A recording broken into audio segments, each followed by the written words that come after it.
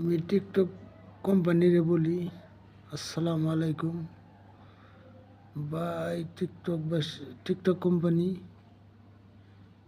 হাজারের উপরে ভিডিও ছাড়ছি, কিন্তু অন্য একটা ভিডিও ভাইরাল না।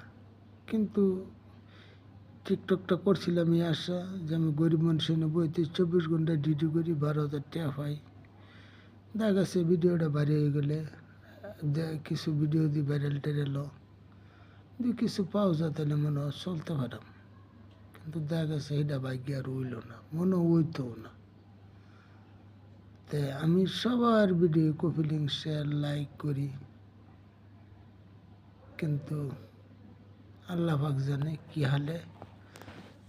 টিকটক কোম্পানির কাছে এই একটা আমার আবদার, একটু বিবেচনা করে দেখেন কি হ।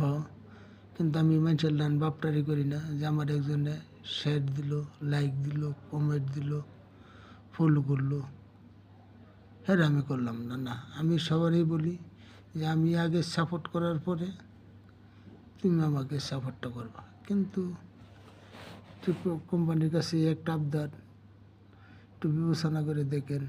আসসালামু আলাইকুম, এটি আপনার কাছে।